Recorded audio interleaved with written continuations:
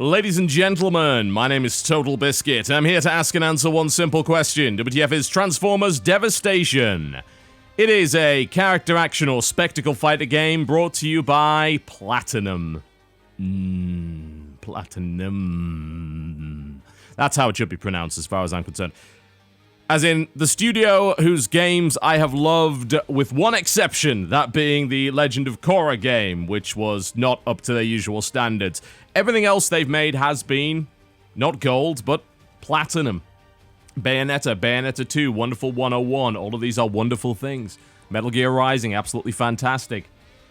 And of course, they come from the ex-Clover guys who made God Hand, one of my favorite games of all time, Akami, Beautiful Joe. These guys know what the heck they're doing when it comes to one particular genre, which is character action, third-person character action.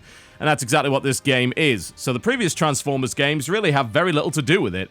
They are not by the same studio at all, and those were third-person shooters. And with the exception of Darkspark, were actually very good third-person shooters. This is more melee-focused. Will that work? We will find out. Let's dive into the options menu and have a look and see what's going on with the PC port. It's only recently that we've been getting Platinum games on PC, which has certainly been a shame. There are plenty of games I'd love to play from Platinum on PC, but we haven't had them. We did get Rising. The port was basic but functional. It did the job. And that is how I would describe this one as well. It does have key rebinding, which is awesome. You do certainly need that as far as I'm concerned. Although there would, if I were in charge, be a few more keys available. If we head to key rebinding, you'll see all the stuff here. There's the equip slots, all that sort of thing. Light attack, heavy attack, and all that kind of thing. That works. You know, this is, for the most part, fine. But it does have a bit of an issue in the sense that the consumable items that you have require you to pause the game and go into a sub-menu in order to actually mess with them, which is a little annoying. I can understand it with the limitations of the controller, but it would have been nice if they were able to put that functionality in for the keyboard. Okay, if we head over to display, you'll see subtitles on or off, map rotation and tutorials available, and then you've got your sound sliders, separate audio sliders, audio modes available with headphones, surround, and stereo, which is always nice. And you can even have sound on or off if you have an inactive window, which is sometimes helpful. Okay, the PC-specific display options are very sparse. I'm missing a lot of resolution options. Now, I have had a look around the forums, and some people have this issue and some people do not. I'm not exactly sure why. I'm capped out at 1080p. My monitor is capable of 2560 by 1440, which is a 16 by 9 resolution, and of course it can go even higher than that if I use DSR. I don't have those options available to me. 1080p is the cap. However, some people have reported that they do have those options available. A lot of people have also said there's no 21 by 9 resolutions. You'll see that there are some 16 by 10, but they seem very, very limited. I've got 1680 by 1050, but I don't have 1920 by 1200, for instance. So, very limited resolution options. Not great. Vertical sync on or off. You have windowed mode or full screen, which is dedicated full screen, and then you have a couple of different graphics options. AA, not sure what kind it uses. Texture filter, motion blur on or off, and shadows. That's all you get. The game is also capped at 60 frames per second, as per the console version. 60 is fine, but a lot of the stuff here is very much the bare bones of what is required to make a functional PC game. But it does run fine, and the vast majority of people seem to be reporting good performance across all platforms, so that's nice. Okay, so what is going on with the game? Well, you've got a story mode and a challenge mode. The challenges are unlocked by playing the story mode, and it's as simple as that, really. The story mode is quite short, to the point where I actually beat it accidentally. Usually I don't beat games before I do my first impression, but this game I was able to beat in about 6 hours.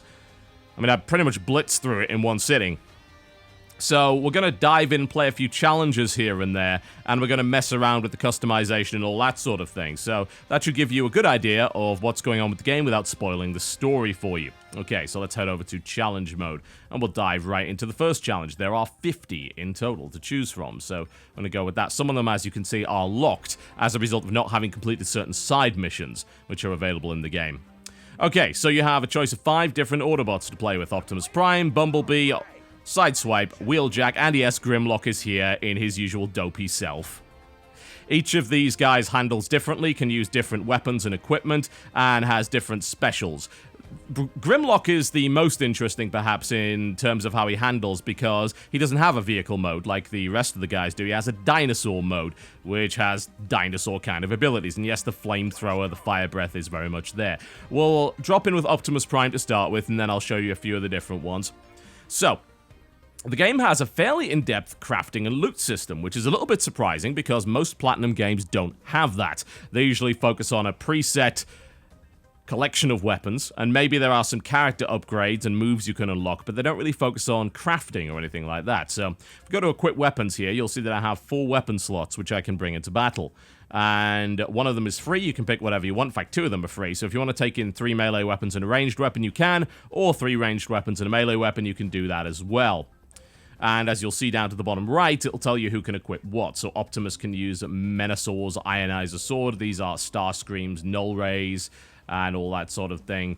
And if we... In fact, I think actually everybody can use the Ionizer Sword. Yeah, that's how it works. So the thermal missiles can only be used by Wheeljack, Grimlock, and Optimus Prime. They can't be used by the other 2, so you kind of get the idea. So if I head in here, you'll notice some of the stats and all that sort of thing when it comes to this weapon. I also have the Star Saber. I should probably mess around with that, actually. It's quite a pretty weapon. So let's say we were dealing with Devastator's drills or whatever. You'd be able to select them and equip them, and you've got a bunch of characteristics over there. But you can also upgrade these weapons. You can level them up, and you can add new attributes to them. And weapons have different ranks as well. So every rank weapon I've got is either a D or a C. In order to get B, A, and S rank kind of weapons, you need to either buy them in the game, which uses in-game currency. There are no microtransactions, don't have to worry about that.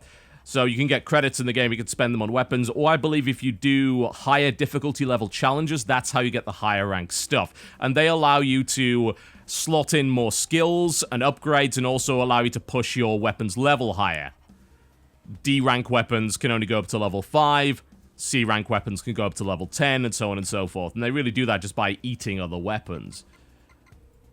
So let's say I equipped the twin steel swords here, for instance, and I went back to synthesize, and I wanted to customize those and upgrade them.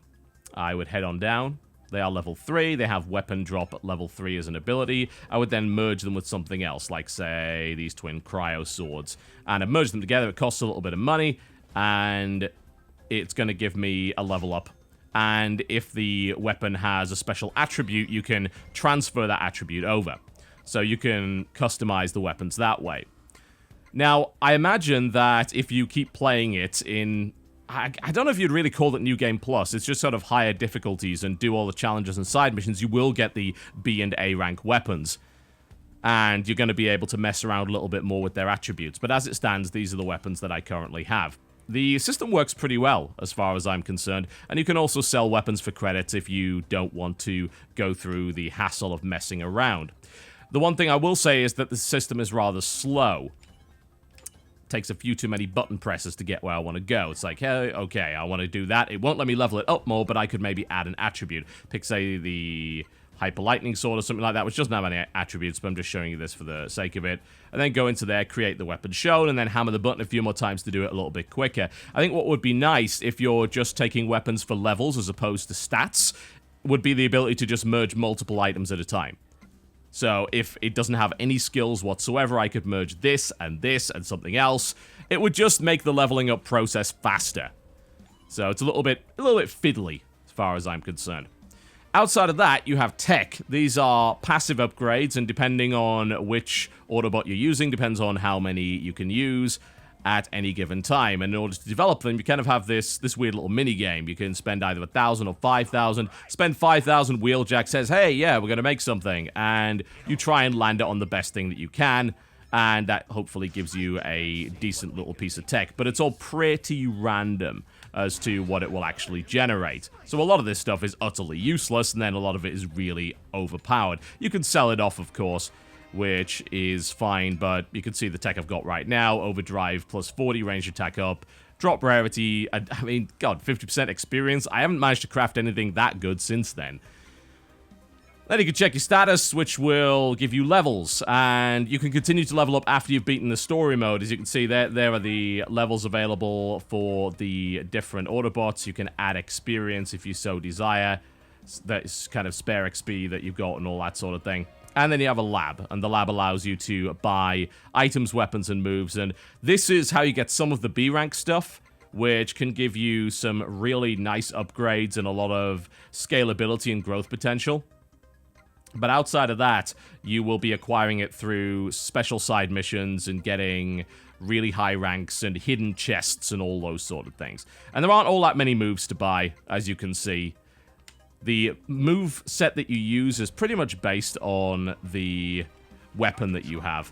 Okay, let's dive into a mission and show you how the combat works. It's a Platinum game. This is what you should be interested in, because Platinum is damn good at that sort of thing. Alright, let's ruin somebody's day, shall we? So if you play Bayonetta, you may be immediately familiar with what just happened, although the fact that I just turned into a truck and rammed some fools, maybe not so much. So the game kind of has a witch time system. They call it focus here, and if you dodge at just the right moment, and these guys are going to be a little bit of a pain by the looks of it, then you will go into a focus. If you hold the button down, you will be able to do a reversal, and you can also do parries, which are in the style of Metal Gear Rising, and that means pressing the button forward at just the right time in order to actually make that work. There's a focus there, and we shot that guy down. Now we're on to the next wave. So it is borrowing a lot from previous Platinum games, although as you've probably noticed, there are a couple of interesting things. You can transform because it is a Transformers game, and I can drive around. I can do what's called a rush attack, which will allow me to smash through a shield and basically drop kick some fool, kind of like that. And then I can follow it up either with a vehicle attack, which will be an instant transformation attack, or I can just continue to combo and juggle and all that sort of thing, and continue to trigger focus time if I so desire in order to make that work and keep my combo going. Which, frankly, all works together really, really well. And I just drop-kicked a bloody Decepticon. I mean, you can't really argue too much with that. There's the vehicle attack triggering. Some vehicle attacks can trigger twice, and you can kind of combo them together. It depends on what Autobot you're playing as to what kind of vehicle attacks you get. Alright, you also have a few special moves, kind of like that. There's an AoE, and there is an ultimate ability. And the ultimate ability is incredibly destructive, and it varies, again, based on which Autobot you decided to choose. So if you are familiar with Platinum Games' way of doing things, you will, I imagine, get the hang of this pretty quickly. There are a few things that are a little unusual, for instance, the way that reversals work. In a lot of other games, it would be a case of, oh, well, you've got to do a perfect dodge, and then you've got to hit the button. You actually have to hold the dodge button down and hit the button in order to do a reversal. There are a few different types, a light reversal, a heavy melee reversal, and also a ranged reversal, which is pretty damn cool, which puts you into a sort of bullet time mode and allows you to fire a huge amount of bullets or blaster or missiles in the general direction of the enemy as quickly as possible. And that's unlocked myself a new mission, which is great. So let's go fight the Constructicons now, if we so desire. Absolutely. So everything works together really, really well. Honestly, incredibly well. And the game feels uber responsive, looks great, and of course runs at 60 frames per second, as do pretty much every Platinum game these days. As they should, you know.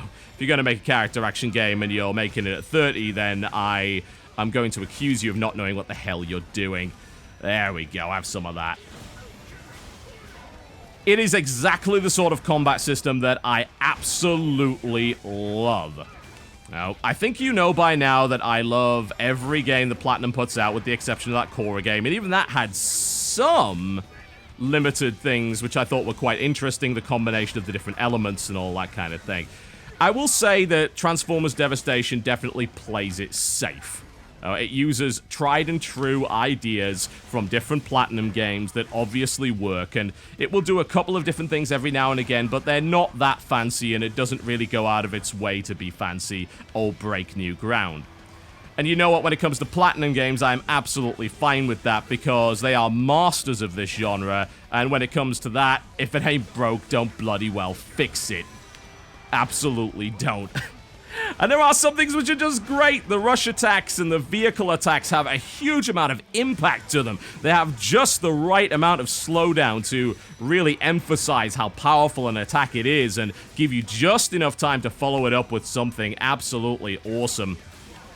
The parry system works well. It's a little less forgiving than Rising, and that's probably good, because Rising's parry system was actually a little bit overpowered in places, so I don't really mind that they did that. And the reversal system like that takes a little bit of getting used to, but it works incredibly well. One thing I will say is that the game also gives you some pretty solid ranged options. As you can see right there, you can actually use your ranged weapon while in vehicle mode, which will allow you to either lock on or just fire blindly as you're moving and then very quickly go right back into melee, which is great. You can combine the two very easily, and that's very useful considering quite a few enemies fly and have a tendency to be an absolute pain in the arse. It is actually quite nice, and there is one class in particular that really seems to specialize in ranged attacks, and you can get upgrades that will focus on that. If you want to be a guy that does a lot of range, you can do that, although you will need to get pickups to make sure you get enough energon in order to keep your guns going. But you could equip up to 3 ranged weapons at any given time. If I equip Starscream's Null Ray, you can see that in action right there. And I can do that in melee if I like. Not that I have any intention of doing that, because I think my sword's a little bit better. Let's switch out to the Energon Cutters and show you a few different attacks. As I said, each weapon type has a bunch of different combos and attacks associated with it, as well as attributes such as elemental modifiers and extra experience, drop rate, attack rate, that kind of thing. There's a giant hammer, for instance, which acts exactly as you would expect a hammer to. This is a knuckle-based weapon, so it's very much a high-speed melee weapon. And it feels great to use. Alright, Devastator, hello, here's a boss fight for you. You wanted to see what these are like? They're all pretty fantastic. Although what I will say is, unfortunately, the game's story mode reuses the same boss fights multiple times. And maybe now's a good time to actually talk about the story mode. So, what about the story mode? Is it actually worth playing? Totally. If you liked the old Transformers cartoons and the associated cheese, it is there. You'll obviously have noticed that the aesthetic is far more related to the older cartoons than it is to any of the movies, and for some people that's probably going to be a very, very good thing indeed. If you want to see ridiculous-looking weapons that look like they were designed in the 80s, well, this game is chock full of those. All of the sort of blasters look like old-school ray guns and all that kind of thing, and the Transformers look like their good old selves. And the storyline is very cheesy like that as well. So, I actually enjoyed the voice acting. I thought that the cheese was just right, the one-liners were great, and it gave you a good variety. Particularly playing Grimlock is extremely funny because he's a complete dumbass, and he's got some really great lines when you're using him. Outside of that, the story mode has got this weird sort of pseudo-open world to it, a little bit like Korra, actually. And it allows you to backtrack, and you will be seeing the same locations multiple times. In fact, a lot of the game actually takes place in this city area right here. And that, to me, is a bit of a downside to the game, because you will see this city for the majority of your playthrough. There are other levels, certainly, no doubt about that, thankfully, because God knows you'd certainly need them. But if you don't like this city, well, you're going to be stuck in it. So most of the missions involve going through the cutscenes and then eventually getting the occasional unusual sequence, such as a driving focus sequence. And then there are a few sequences which just like never appear again. Ooh, rare twin thermal swords, very nice.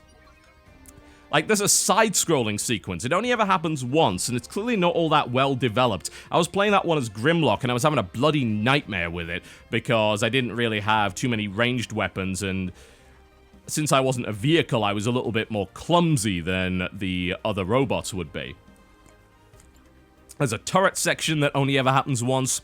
And there's a couple of these weird top-down sections. I don't even know why they do that, because they don't change the game mechanics. They just shift the camera angle around a little bit.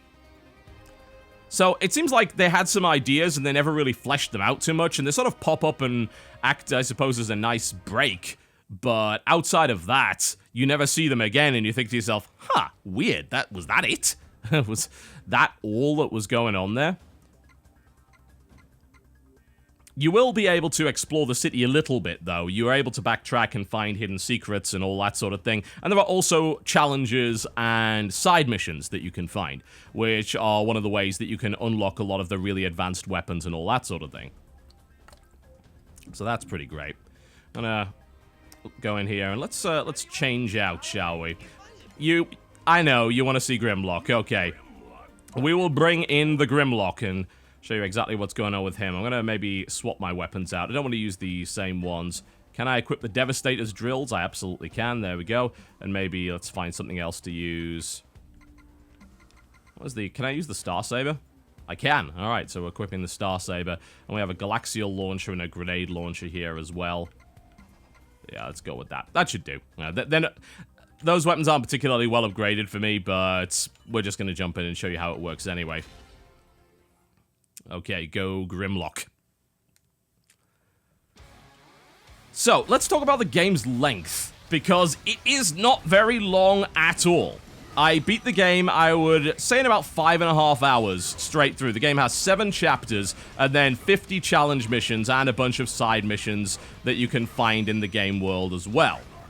Which is pretty good, but you can beat it really, really fast, which I think is, for a lot of people, perhaps a little bit surprising, because this is a full-priced release. So where does the replayability come from? Well, Platinum replayability is usually the same sort of idea, in that it'll do New Game Plus, or it'll have you do higher difficulties, and really develop your skills and try, well, not to suck. And that's what this game is about. So you'll be redoing challenge modes, maybe redoing... Yes! Eat it! Thank you. And maybe redoing the story mode again on a higher difficulty level to try and get some more unlocks and all that sort of thing. And try and get the best weapons possible. I think the loot system definitely helps the game out a great deal, because if the game, I think, didn't have the loot system, a desire to maybe play it again would be limited. You can also, of course, develop your 5 Autobots, and they each have a different playstyle, as you probably noticed there. I'm gonna lunge at him and then eat him up. There we go. Grimlock's the most unusual, because instead of a vehicle mode, he has the Dino mode. I'm sorry, I love his red animation. It's so ridiculous. Yeah, have some, well, if we can stop getting shot by you, we'll set you on fire. Thank you very much. There you go. And we'll rip him to shreds. Alright, let's equip the Star Saber. This is going to be a little bit difficult, because I'm going to have to smash through these shields, and the only way I can really do that is by going into Dino mode. Yeah, there you go. Just sort of stomping them all over the place. But I think there's a decent amount of replayability in that, if you are okay with the idea that you are going to be doing this kind of combat over and over again against a decent variety of enemies, and you're going to be leveling up your Autobot and trying to craft and create new awesome gear. That's where the replayability comes from. However, I think it would be a totally fair criticism to say that for a lot of people, that is absolutely not going to be enough to keep them playing. Once they've beaten the story mode and maybe done a few challenges, they might very well be done with the game at that point. Understandable. Totally understandable. Not going to blame you for that point of view at all. I think that's actually a very reasonable point of view. So there's like the biggest caveat about it, I think. The absolute biggest caveat. If you wanted a lengthy story mode, it's not here. It's as simple as that. There is no lengthy story mode. But, if you enjoy this combat, then I think you're going to keep playing it. Especially if you want to uncover new weapons and higher rank stuff and craft and level everybody up to the absolute maximum. Let's be honest, it's a Platinum game, so you're going to be trying to double S rank absolutely everything. I don't think I've got a single double S rank as of yet. I really don't. It's a pretty tricky game in that regard. I'm also not very good at Grimlock, as you've probably noticed. But never mind. At least I got to show him to you nonetheless. And we can have a look at perhaps a few different classes while we're on. Does the game have any other problems other than length? Yeah, that's the biggest issue, I think. Well, the camera isn't ideal at times. Camera control can be a little bit finicky.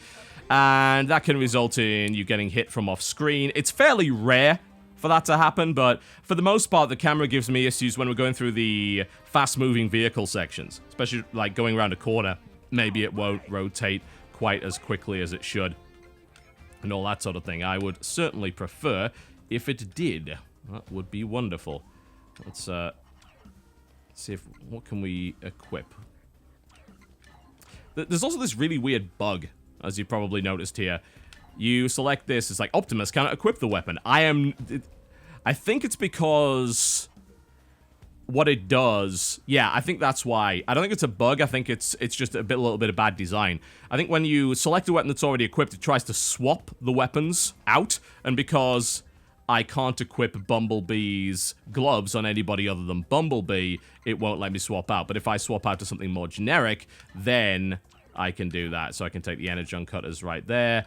Do I have a hammer? I don't think I can use a hammer with this guy anyway, so probably wouldn't be ideal. Just take some basic weapons. We can maybe take twin swords just to mess around and show you exactly how they handle. There we go. That'll do the job. Won't be very effective, I imagine, because they're not very well leveled up, but we can certainly demonstrate it anyway. So yeah, the camera's a bit of an issue. Keyboard and mouse controls, for the most part, fine, although in a game like this, I would absolutely recommend that you use a controller. It's just more pleasant in general, I think. If you're going to play a character action game, controllers are definitely more helpful. You can see how bloody fast this guy is. It's crazy. You also have this dodge ability, which lets you slide under them and hit them from the back, which is amazing for dealing with shielded enemies and all that sort of thing. So, he's super quick. If you're looking for a guy that can do dual wielding and is incredibly fast, then that's what Bumblebee is, and he's amazing at it. If you liked Bayonetta's speed, then you want to be playing this guy. No doubt. There's the dodge, slide under, and smack him about a little bit. I can't really think of any other major criticisms, you know?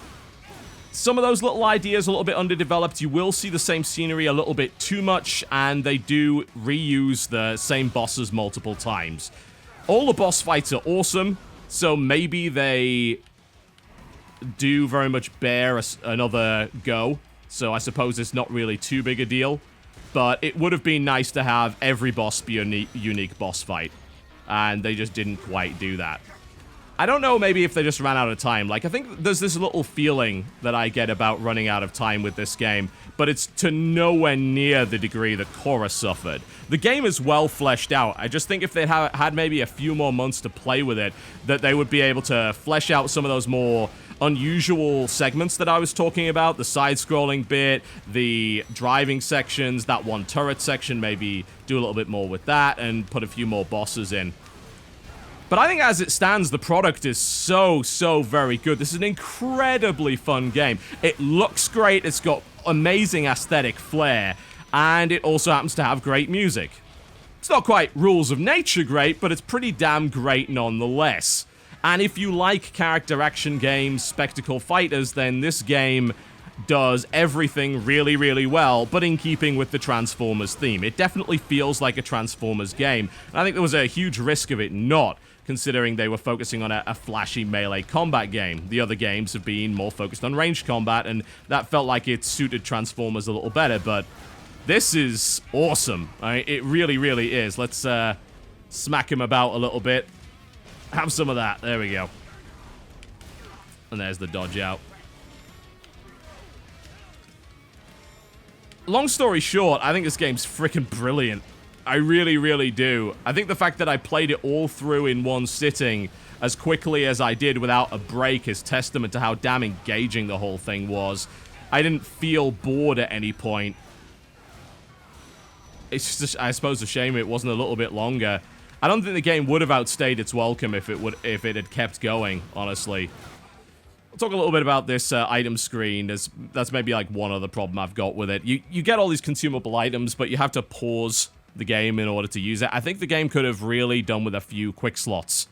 to allow you to maybe slot in 2 or 3 of these that you use most often and just press a button to activate it in the middle of a battle, because this really breaks up the flow of the game. And I actually ended up not using most of these items as a result. It's like, hey, there's a booster here, there's something which will buff me up, and there's a power booster and all that sort of thing, and I just ignored them because, like, I don't want to break the action in order to mess around with that. Thank you very much. Absolutely not. Why would I? So that could have been a little bit more developed, but it's a flawed game, but it's a fantastic game nonetheless. I think you know that I really love Platinum games, so I can't imagine you were too surprised when you heard me say that I like this, because it is a Platinum game through and through, and it really feels like it, and it feels like they had at least just enough time to make it awesome. And I've had a great deal of fun with my time. Absolutely. I enjoyed every last minute of it. It was wonderful. But that value proposition for some people is not going to be okay. It's a full price release. That's probably Activision's doing. It is short. Outside of the challenge modes and playing the story mode again through for higher ranked stuff, there isn't a lot of extra content. It could certainly use some more story DLC, I think. So, for people that are not okay with a 5 to 6 hour high-octane experience, well, maybe wait a little bit. Certainly at half of the price, it's going to be a great value proposition for most people. At full price, perhaps not. But I loved it. I loved it to bits. It's just awesome. I'm very surprised that they managed to integrate their combat system in with something that felt like a Transformers game. The way that vehicle attacks work is really nicely put together. It feels thematic. The way that they use vehicles in the game makes sense. They have these driving sections, which all feel good. You know, it doesn't feel like an inferior experience when you switch to your vehicle. It just feels like a different one. I guess it helps that you can use your full range of ranged weapons while you're in vehicle mode, so you can still fight. And of course, it helps you approach enemies differently, and the rush attack is so satisfying to land every time because it has such impact and just the right amount of slowdown and great particle effects, and flinging a Decepticon across the arena with a huge drop kick or something like that really does not get old. It's brilliant. It's absolutely brilliant. It's not perfect by any means, but it's still brilliant, and I would urge you not to overlook it, especially if you're into the spectacle fighter genre. If you like your Devil May Cry's, you like your Bayonettas, for the love of God, don't ignore Devastation, because it's a cracker in that regard. Transformers Devastation, ladies and gentlemen, available for $50 or your regional equivalent on Steam. It's also on PlayStation 4 and Xbox One. My name has been TotalBiscuit. Thank you very much for watching, and I'll see you next time.